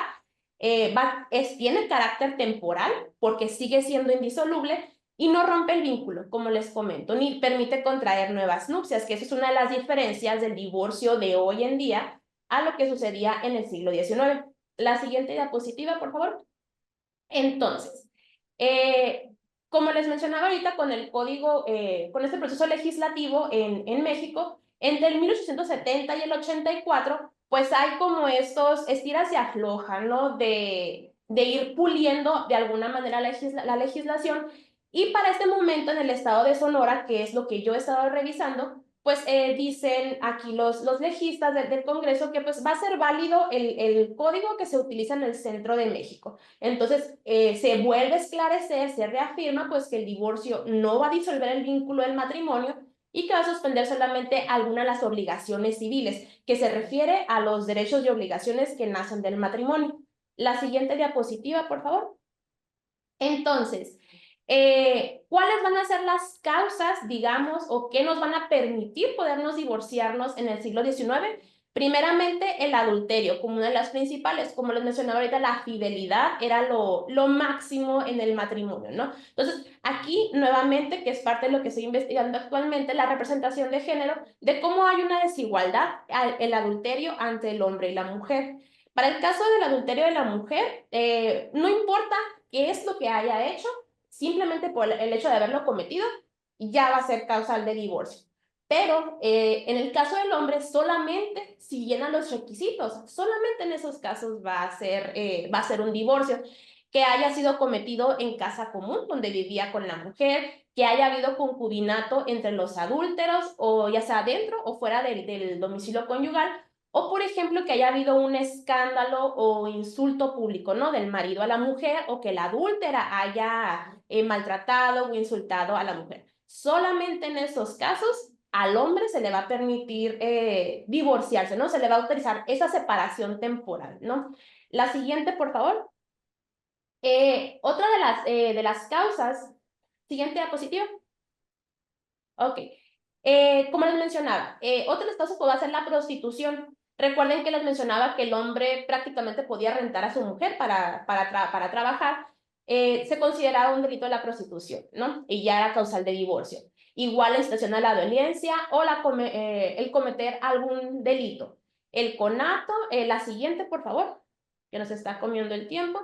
El abandono sin causa también era una causal de divorcio, la sevicia y la acusación falsa. Siguiente, por favor. Entonces, esto me lleva a, falta el mutuo consentimiento, que significa que si los dos estaban de acuerdo en divorciarse, en separarse, no lo podían hacer si tenían más de 20 años juntos, o si la mujer tenía más de 45 años de edad. Y el hecho de habitación, que es el que más conocemos, ¿no? Este debía ser solicitado ante el juez, pero debía entregar un convenio respecto a quién se iba a quedar con los hijos, qué iba a pasar con los bienes, y ahí tenían que establecer todo, ¿no? Que de hecho este es un uso que se da actualmente en los juzgados. Siguiente, por favor. En cuanto a la esencia, ¿no? Entonces, los requisitos primeramente, pues deben pasar 2 años de que se instaló el matrimonio para poder solicitar. La siguiente, por favor.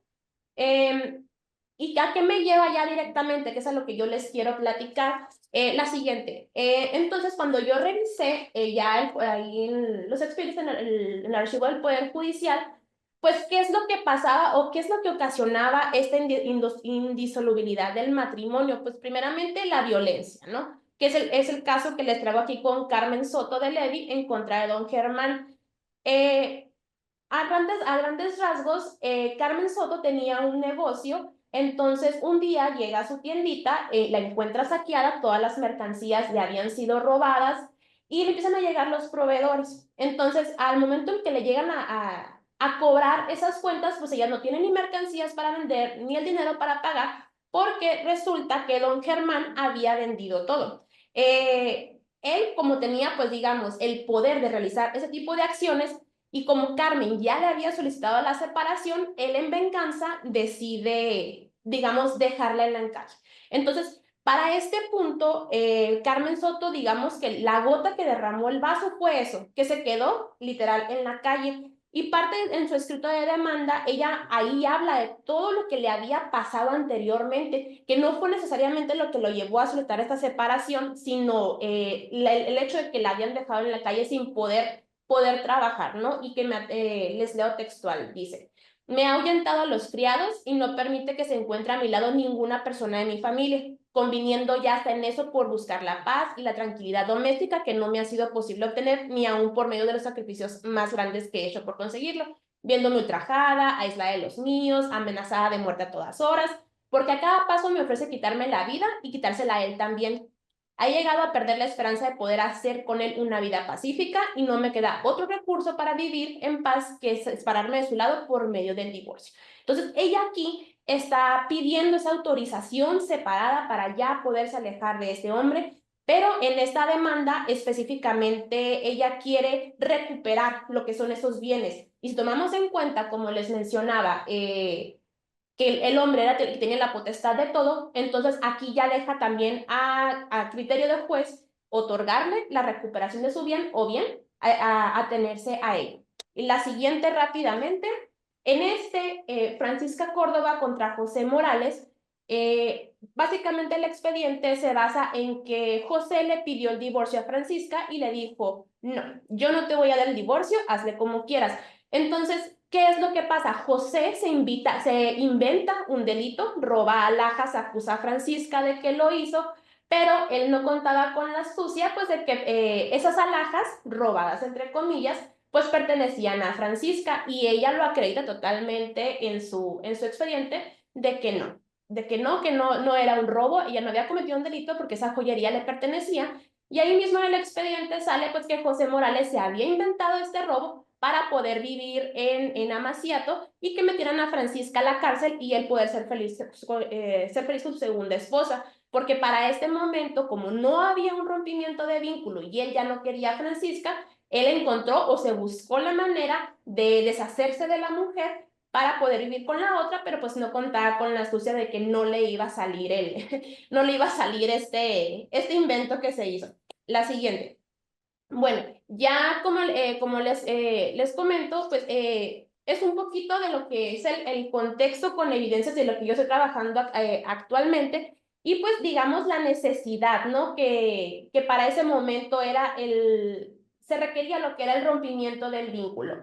Inclusive hoy en día yo como litigante me doy cuenta de que hay mucho que trabajar todavía, que a pesar de que lo podemos ver distante, siguen muchas de estas acciones presentes ahí en los juzgados, como lo es la patria potestad, que es un conflicto y que les dejo ahí abierto para quien quiera trabajar el tema, de cómo necesariamente, y lo que yo trato de rescatar con esta ponencia, es que la legislación debe irse modificando según los tiempos que le tocan vivir a las personas y dejarse digamos, de conservadurismos ir reforzando, ¿no? Y pues les dejo ahí abiertas las preguntas y las sugerencias. Muchas gracias.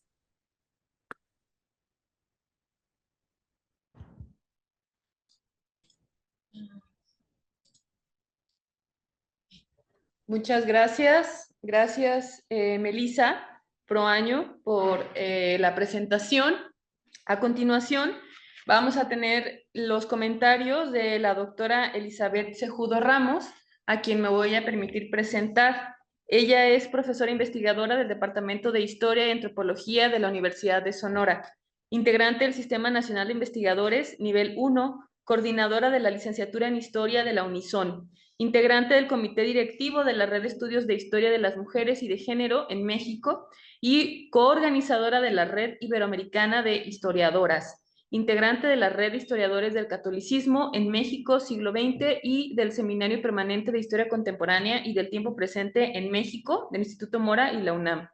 Doctora en Historia por la Universidad Nacional Autónoma de México, maestra en Ciencias Sociales con especialidad en Métodos de Investigación Histórica por el Colegio de Sonora y licenciada en Comunicación por la Universidad de Sonora. Durante su trayectoria ha participado en eventos académicos nacionales e internacionales, además ha colaborado en proyectos periodísticos y de divulgación histórica a través de la edición de publicaciones periódicas, producciones radiofónicas y elaboración de cápsulas informativas para televisión y plataformas digitales. Es un gusto tenerte, Elizabeth, en este seminario y también agradecerte la lectura. Adelante. Hola, bueno, buenos días a todas, a todos. Muchas gracias, Hilda, Lilia, por la invitación a comentar el trabajo de Melissa, pero también muchas gracias por la labor que hacen en la organización de este seminario, que considero pues un elemento súper valioso, ¿no? Para la construcción de la historiografía sobre las mujeres y de género en México. Creo que se ha convertido en un espacio básico, un espacio súper importante para construir redes justamente entre quienes estamos haciendo historia de las mujeres. Bueno, y bueno, apunte especial, Alejandra, Daniela, podría estarlas escuchando toda la mañana. Me encantó la ponencia y los comentarios. Yo también espero que coincidan nuevamente, podamos escucharles. Bueno, Melissa, conozco a Melissa desde que era estudiante de licenciatura, conozco su formación como abogada y cómo ha logrado, ¿no?, combinar estos intereses profesionales con su formación de historiadora, con su formación de abogada. y ubico, ¿no?, este interés que tiene desde hace tiempo sobre este vínculo matrimonial y sobre estas posibilidades que ofrecen las diferentes versiones, ¿no?, de divorcio o de disoluciones matrimoniales que estaban por lo menos en Sonora, ¿no? Me parece que el trabajo que busca construir Melissa es propositivo, es además un ejercicio que aporta, ¿no?, a la discusión historiográfica nacional y también a la regional en tanto a la historia de las mujeres a partir de esta institución, ¿no?, que es el matrimonio, eh, y también a un poco la historia del siglo XIX sonorense, que muy poco ha trabajado con fuentes judiciales y con con esta institución que supone el marco legal, ¿no?, y particularmente el matrimonio. Yo creo que en ese sentido, pues es un trabajo y una exploración valiosa la que nos ofrece Melissa y que pues eventualmente se convertirá en una investigación que represente su tesis de maestría ya terminada, ¿no?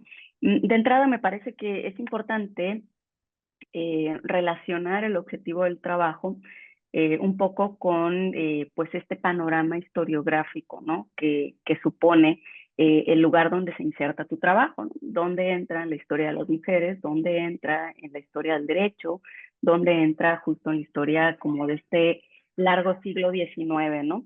Creo que sí es importante siempre relacionar los trabajos que hacemos desde la historia y conversar con ellos desde los problemas que se nos presentan en la cotidianidad y en la coetaneidad, como es el caso de tu labor como litigante. Sin embargo, creo que el objetivo, más allá de dar cuenta como de ciertas violencias y demás, creo que hay que casarlo un poco, ¿no?, con estos estudios académicos en los que tú estás trabajando y con los que estás construyendo también, ¿no? Creo que es bien importante también un poco para entender la relevancia o la particularidad de tu trabajo, dado que, como te decía, está inserto, ¿no?, en un contexto historiográfico en el cual autoras en diferentes momentos han trabajado, ¿no?, el matrimonio y han trabajado el divorcio en México, que las conoces bien, las has leído. Creo que es importante como que reconstruyas un poco en qué escenario está ocurriendo esto que nos presentas, ¿no? El contexto sonorense se caracteriza, por lo menos hasta muy entrado el siglo XIX, por tener tanto una iglesia como un Estado bastante débil, ¿no? Entonces, esta idea de un modelo de familia liberal, un matrimonio, ¿no?, registrado por la autoridad civil, pues se antoja, digamos, que tiene como más complejidades, en tanto que hay trabajos que documentan, por ejemplo, que el amancebamiento, las uniones libres eran algo muy común en Sonora. Entonces, este asunto digamos, establecer una relación de negocios o sexo afectivo, lo que tú gustes y mandes, bajo, ¿no?, la institución civil, pues a lo mejor, quién sabe qué tan común o qué tan predominante era en el periodo y quiénes se casaban, ¿no? ¿Cuál era digamos, la sección de la sociedad que se casaba en Sonora y pues quienes en realidad no vivían, ¿no?, bajo estas reglas o bajo estas instituciones propuestas tanto por el Estado o por la Iglesia? Creo que es bien importante como hacer esa caracterización porque eso te va a dar pistas para saber quiénes estaban casando y quiénes estaban divorciando. Y por qué el asunto de los bienes está ahí tan presente en las cuestiones de disolución del matrimonio, más que otros elementos, digamos, ¿no? Yo creo que es bien importante también que, digamos, también contextualizar un poco tu trabajo con la historiografía sobre las mujeres global, nacional, local. Es decir, ¿qué es lo que pasaba en este final de siglo, principios del siglo XX? Hay un ejercicio de construcción de ciudadanía bastante importante a nivel occidental, que se cruza también incluso en la expresión local, pues, ¿no? Si una lee testimonios de los obispos, de los viajeros que estaban, digamos, viajando acá por Sonora, o que estaban estableciéndose en Sonora, pues hay una caracterización del modelo femenino como bastante particular, y también hay un intento, ¿no?, de posicionar un modelo normativo que está como más relacionado con este ámbito matrimonial. Entonces creo que es bien importante que para entender por qué tus actoras, ¿no?, tus sujetas de estudio están actuando, están utilizando ciertas instituciones están generando como agencia, pues creo que es importante reconocer qué es lo que estaba ocurriendo en el propio contexto local, nacional, global, ¿no? Ahora, en referencia a los casos, lo que nos presentas en esta ponencia, ¿no? Digamos, es como, a mí me deja como en suspenso y me deja con ganas de más, ¿no? Es como que me nos explicaste un montón de cosas y de pronto llegamos a los casos y yo, ¿qué más? O sea, ¿qué estás preguntándole? ¿Qué estás obteniendo? ¿A qué conclusiones estás llegando? O más bien, ¿qué preguntas te estás construyendo a partir de esto que estás revisando? Es decir, cómo era el proceso, por ejemplo, ¿no? O sea, cómo le hacía una mujer para llegar ante un juez y plantearle este escenario, ¿no? Había intermediarios, cuál era el dictamen, o sea, eran expedientes que estaban armados ahí que no se tomaban en cuenta los testimonios, es decir, ¿qué le vamos a preguntar, ¿no? A este testimonio que visto desde nuestra coetaneidad, pues es un testimonio pues violento, es un testimonio fuerte, triste, y puede una tener muchos adjetivos para ello. Sin embargo, ¿qué le vas a preguntar en tu tesis a estos testimonios, ¿no? ¿Qué es lo que vas a recuperar con respecto a eso?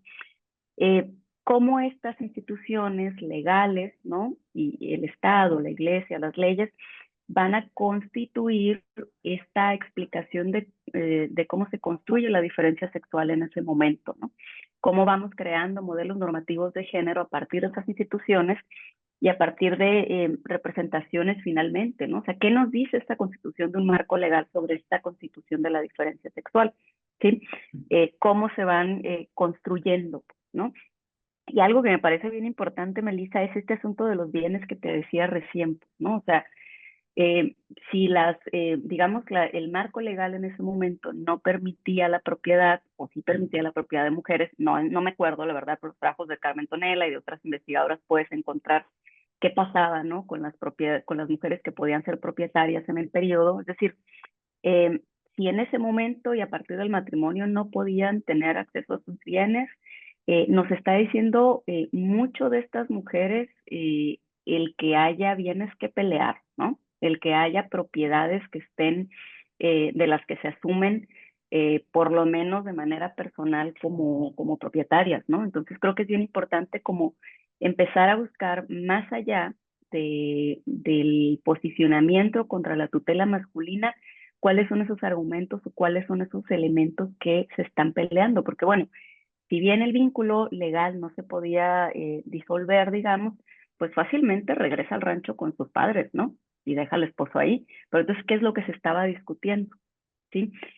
O bien, en realidad estamos ante sujetas que no tienen ninguna posibilidad de acción y que necesitan la autorización legal para hacer una separación y para salir de círculos de violencia, no lo sé. Pero a lo que voy es que es bien importante cómo empezar a cuestionar qué es lo que quiere saber de sus testimonios y a partir de eso empezar a construir interpretaciones que efectivamente pues partan de preguntas fundadas desde la categoría de género que te ayuden a explicar cómo constituimos diferencias sexuales en espacios, tiempos específicos, ¿no? Y pues tendrás como mucha mayor claridad sobre cuál es la contribución de tu trabajo y dónde se va a insertar en una discusión en el campo historiográfico, digamos, que finalmente pues eso hay que definirlo, ¿no? En el marco de un trabajo académico. Por lo demás, me gusta mucho que hayas seguido con tu tema, te felicito y estoy segura de que vas a seguir construyendo con toda la constancia y con todo el compromiso que siempre has mostrado, pues para tener un tema de investigación potente y una tesis que aporta a la historiografía no solamente local, sino nacional. Muchas gracias y felicidades por el trabajo y por la constancia también del seminario. Muchas gracias, doctora Elizabeth Cejudo, por sus comentarios tan atinados. Bueno, si me permiten, también yo estaba pensando en el trabajo de Genaro García, que Carmen Ramos lo consideró el primer historiador feminista del siglo XIX, de finales del siglo XIX, y era un abogado que pues estudió la condición jurídica de las mujeres y a lo mejor pudiera servir, probablemente ya lo tienes en tu tesis, Melissa, pero pudiera servir como contexto general de que pues un jurista ya había analizado esta condición desigual de las mujeres en la legislación mexicana a finales del siglo XIX. Me parece que su tesis fue de 1893 o 94, pero pues son fechas más o menos cercanas a los casos de estudio. Y por otro lado, me acuerdo también la tesis de maestría de la maestra Graciela Bascal Johnson, de la Universidad de Guadalajara. Ella analizó casos de divorcio eclesiástico y nulidad matrimonial, que pues si bien es de parte de la Iglesia Católica, encuentra un contexto pues muy parecido a lo que va a ser posteriormente el divorcio civil, ¿no? Entonces, bueno, esa tesis a mí me sirvió mucho en su momento en la licenciatura para hablar de las mujeres en el siglo XIX, y sé que es Guadalajara, pero pues hay cosas generales que en otras partes del país estuvieron pues en similar, ¿no? Bueno, tenemos algunos minutos más. Si tuvieras alguna contestación, Melissa Proaño, adelante. No, pues primeramente agradecer a la profesora Elizabeth por las observaciones. De hecho, es una constante que platicamos ella y yo sobre cómo abordar este tema porque es muy amplio y como les digo, yo me lo traje a la licenciatura, a la maestría para poder obtener más herramientas sobre cómo poderlo delimitar. Y sí, en efecto, con las observaciones que me hace la profesora Eli, a veces no sé cómo manejar tantísima información porque yo por eso lo dejé abierto en la ponencia de se puede estudiar la cuestión de los bienes, que es lo que más he encontrado, inclusive ahí en los archivos, la cuestión de las patrias potestades, son temas muy, muy amplios que yo me acuerdo de la licenciatura, las quería manejar todo, llego a la maestría, me están delimitando, entonces es algo con lo que sí, de hecho estoy trabajando. Con lo que mencionaban ahorita sobre quién se está casando y quién se está divorciando, justamente una de las observaciones que se me hicieron el semestre pasado es poder trabajar también la hemerografía para saber quiénes eran esas personas, porque yo sí doy cuenta en los expedientes que son personas con una posición económica elevada, porque en ese momento era costoso, ¿no? Por supuesto. Entonces, lo que estas mujeres, de los dos casos específicos que les traje, estamos hablando de personas obviamente, con una posición económica acomodada, ¿no? Y obviamente, pues siempre la cuestión de los bienes va a ser lo más importante, inclusive en los juicios de divorcio hoy en día siempre es lo que se está peleando. No sé si vaya a ser en algún futuro la línea por la que yo me vaya a ir o si lo deje, digamos, para el doctorado, pero a mí sí me interesa como que traer a la mesa estas desigualdades que se presentan y más que nada, por lo menos aquí en Sonora, ¿no? Siempre dejaban a criterio de juez resolver, porque tengo inclusive otro expediente de un delito de adulterio donde queda sobreseído por no haber elementos para poder resolver en esa cuestión, ¿no? Que son cosas que no quise traer ahorita porque las estoy trabajando, pero que ahí están. En cómo se construye, digamos, esa diferencia sexual, estoy trabajando en ello actualmente. En la cuestión del acceso volviendo, ¿no?, al acceso de los bienes, por ejemplo, me tocó ver ahí en el archivo cosas, juicios sucesorios donde le heredan a las mujeres y digamos que es con lo que se pueden ellas quedar, ¿no? Y digamos que es como que la opción que los hombres no podrían tocar, pero no es algo que he estado trabajando, pero que ahí está la información y ya será que me toque a mí o a alguien más que lo trabaje, ¿no? ¿Qué pasaba en el estado de Sonora? Porque sí es muy diferente el contexto del centro de México a Sonora, ¿no? O sea, estamos pues alejados y las dinámicas eran distintas. Y, por ejemplo, en otra cosa de lo que estoy trabajando ahorita también es cómo entra, ¿no?, la historia de las mujeres, cuál era la posición en Sonora. Me falta todavía leer más al respecto y ahorita la bibliografía que me brindaron, espero yo me brinde las herramientas que necesito para también poder trabajarlo en el estado de Sonora, porque sí he leído mucho del centro, pero me hace plantearme esas preguntas, pero aquí en mi estado, que era lo que pasaba. Y pues creo que sería todo por mi parte, agradecer las observaciones y la bibliografía.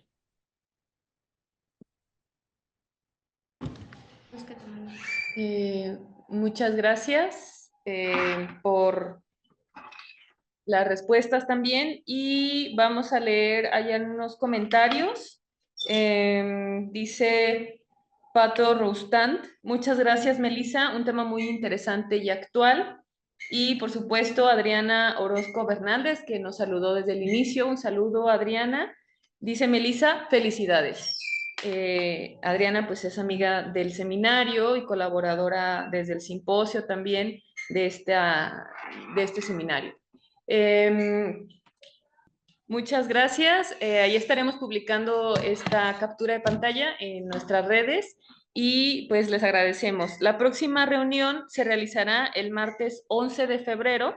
Contaremos con la participación de Ana Lilia Salazar, Maricielo Hidalgo y Heidi Hernández, quienes nos hablarán de los supuestos epistemológicos de la teoría política de lo común, la migración e identidad de las mujeres en la frontera Tacna-Arica y las mujeres afrodescendientes en el contexto radiofónico capitalino desde Cuba.